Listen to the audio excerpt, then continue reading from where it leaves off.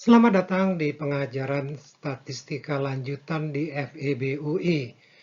Video ini berisi sejumlah jawaban atas soal-soal yang pernah menjadi bahan ujian tengah semester untuk topik pengujian yang menggunakan distribusi chi-squares, yaitu Test of Independency.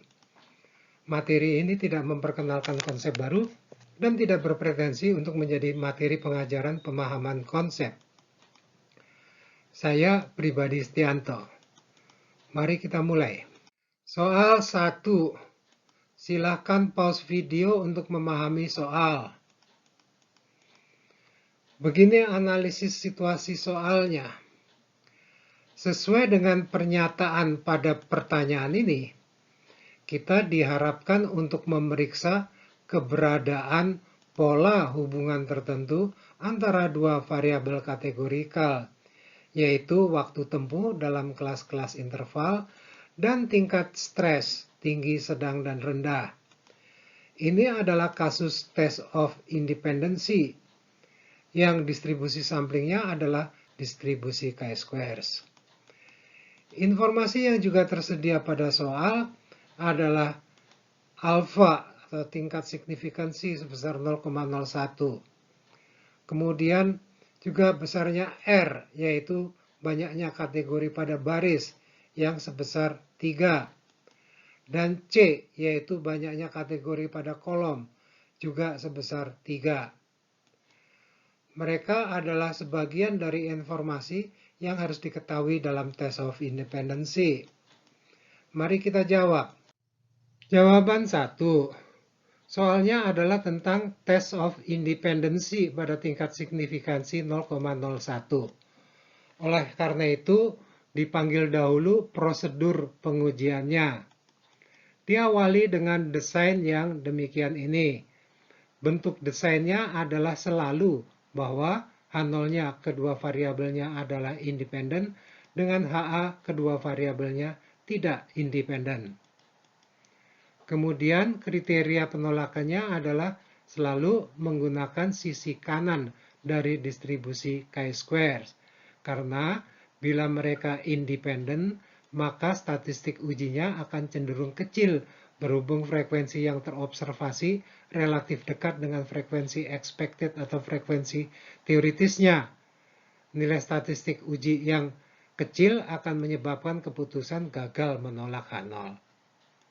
Sebaliknya, bila memang ada hubungan tertentu, maka frekuensi yang terobservasi cenderung jauh dari nilai frekuensi teoritisnya, sehingga akan menghasilkan nilai statistik uji yang besar, lebih besar daripada kriteria penolakan yang ditempatkan di sebelah kanan itu.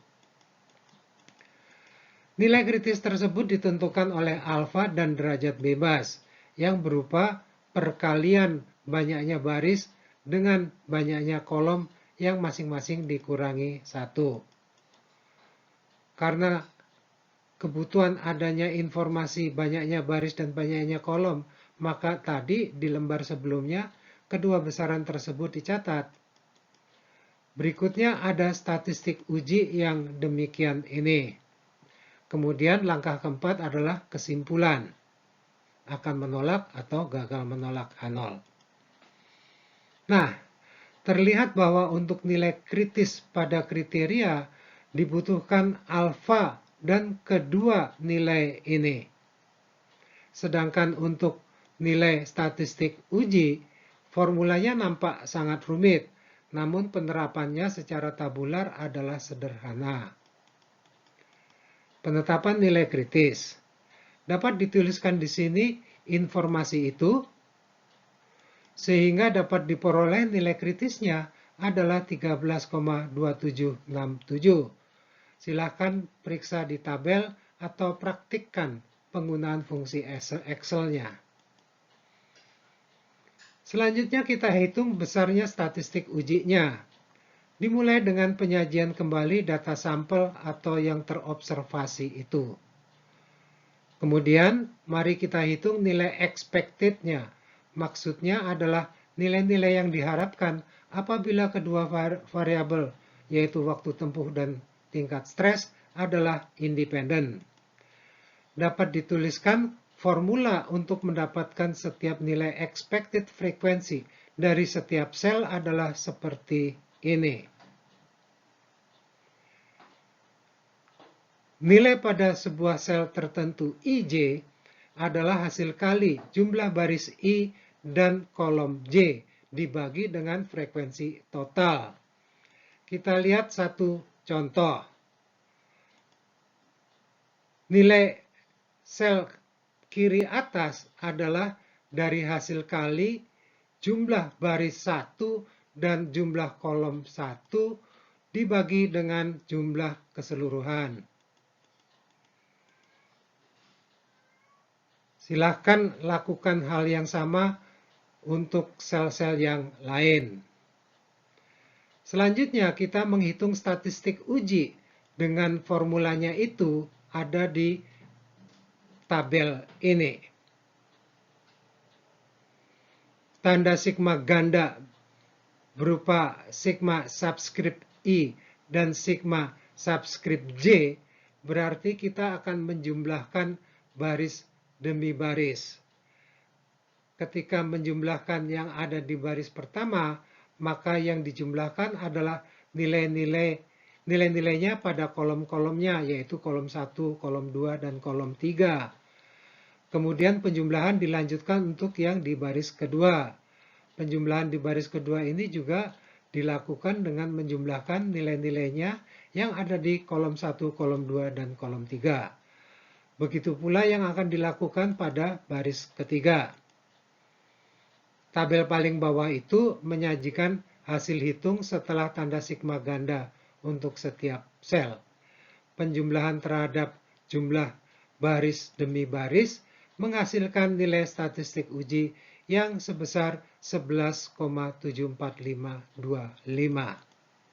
Kita lanjutkan.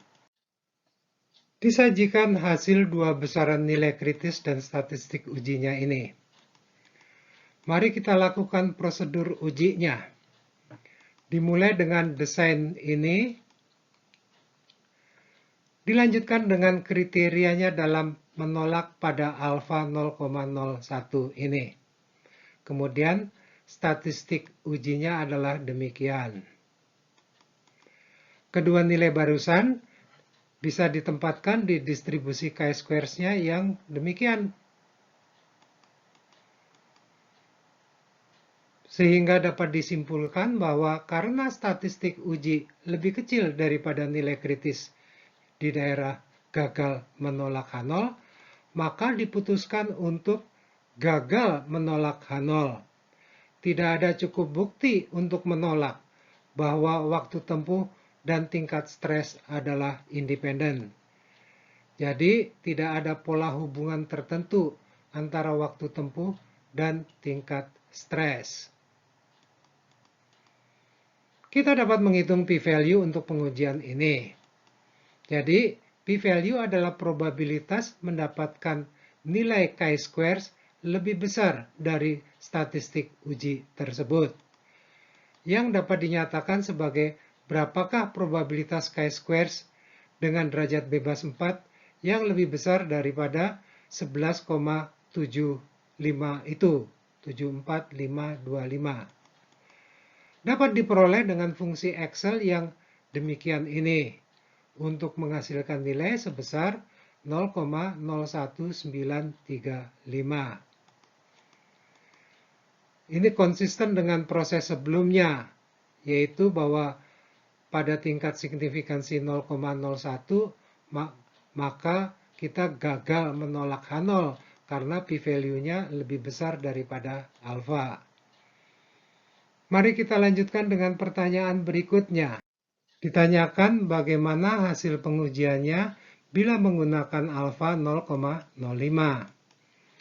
Dengan perubahan alfa, maka kita perlu menetapkan nilai baru bagi nilai kritisnya. Nilai itu adalah sebesar 9,4877. Sedangkan nilai statistik ujinya tentunya masih sama, yaitu sebesar 11,74525. Bila dijawab mulai dari awal langkah, maka dimulai dengan desainnya yang demikian ini. Dilanjutkan dengan kriteria penolakan H0 seperti ini. Selanjutnya adalah statistik ujinya ini. Nah, bila kita tempatkan nilai-nilai tersebut pada distribusi chi-squares-nya,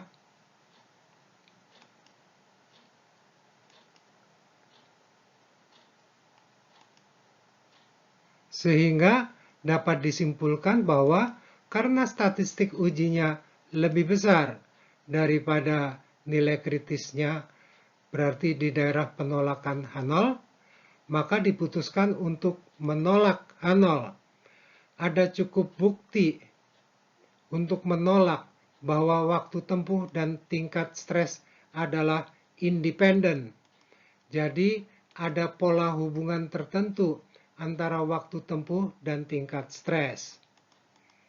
Catatan, meneruskan hasil penghitungan p-value sebelumnya yang sebesar 0,01935,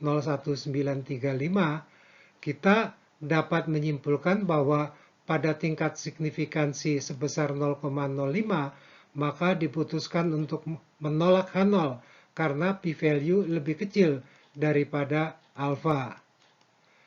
Kita lanjutkan ke soal berikutnya. Soal 2. Silakan pause video untuk memahami soalnya. Begini analisis soalnya. Permintaan pada soal, apakah ada hubungan antara tingkat pendapatan dan kelompok umur, yang keduanya dinyatakan dalam kategori-kategori, merupakan pengujian keberadaan pola hubungan tertentu antara dua variabel kategorikal. Jadi ini merupakan persoalan uji independensi. Dalam penentuan nilai kritis, pengujian ini selain memerlukan tingkat signifikansi yang di sini diketahui sebesar 0,05, juga memerlukan banyaknya kategori pada baris dan banyaknya kategori pada kolom.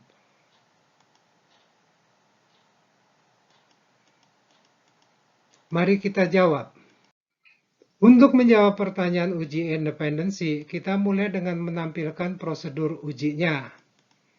Dimulai dengan desain yang demikian sesuai dengan soal, yang akan dilanjutkan dengan kriteria penolakan H0.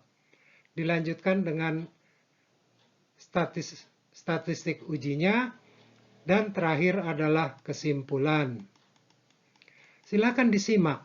Desain pengujiannya adalah bahwa kedua variabelnya adalah independen dan tidak independen. Kemudian diperlukan 3 besaran untuk menetapkan nilai kritis, yaitu alfa banyaknya kategori pada baris dan banyaknya kategori pada kolom. Selanjutnya ada penghitungan dengan formula sigma ganda untuk mendapatkan statistik uji. Kita tetapkan dua nilai penting tersebut, nilai kritis dan statistik uji. Pertama, penetapan nilai kritis. Dengan nilai-nilai R, C, dan alfa ini, maka nilai kritisnya adalah sebesar 9,4877. Silahkan praktikkan dengan Excel untuk mendapatkannya. Berikutnya kita akan menetapkan nilai statistik ujinya. Ditampilkan kembali data sampelnya. Berdasarkan frekuensi terobservasi ini, kita akan menghitung frekuensi yang diharapkan apabila kedua variabel adalah independen. Nilai-nilainya diperoleh berdasarkan formula ini. Jadi, setiap nilai yang diharapkan adalah hasil dari perkalian jumlah baris dan jumlah kolom dirinya yang dibagi dengan jumlah keseluruhan yang dalam soal ini adalah sebesar 1205. Inilah frekuensi yang diharapkan itu. Berdasarkan dua tabel di atas, dihitunglah statistik ujinya yang menggunakan formula sigma ganda. Dari penjumlahan nilai-nilai deviasi pangkat 2 yang direlatifkan terhadap nilai expected-nya secara baris atau secara kolom, dapat diperoleh nilai totalnya yang sebesar 10,83965. Nilai-nilai kritis dan statistik uji itu akan dibawa ke lembar berikutnya. Masih jawaban 2. Disajikan dahulu dua nilai penting yang baru saja diperoleh. Beginilah prosedur pengujiannya. Seperti tadi, beginilah bentuk desain hipotesisnya. Dengan kriteria tolak H0 yang seperti ini. Dan dengan statistik uji yang demikian. Apabila kedua nilai penting itu ditempatkan di gambar distribusi chi-squares-nya, akan memudahkan kita melihat posisi relatif dari statistik ujinya. Maka, karena nilai statistik hitung atau statistik uji adalah lebih besar daripada nilai kritisnya, maka diputuskan untuk menolak H0. Jadi, ada cukup bukti untuk menolak bahwa umur dan pendapatan adalah independen, atau dapat dikatakan bahwa ada cukup bukti untuk menolak tidak adanya hubungan tertentu di antara keduanya.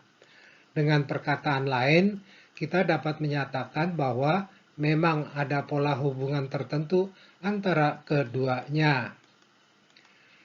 Kita dapat menghitung p-value untuk pengujian ini. Jadi, p-value adalah probabilitas mendapatkan nilai chi-squares lebih besar daripada statistik uji tersebut, yang dapat dinyatakan sebagai berapakah probabilitas chi-squares dengan derajat bebas 4 yang lebih besar daripada 10,84 tersebut. Ini dapat diperoleh dengan fungsi Excel yang demikian untuk menghasilkan nilai yang sebesar 0,02843. Konsisten dengan proses sebelumnya, maka dengan tingkat signifikansi 0,05, H0 ditolak karena p-value-nya lebih kecil daripada alfa. Sehingga apabila tingkat signifikansinya sebesar 0,01, maka kita akan gagal menolak H0. Mari kita bahas soal berikutnya.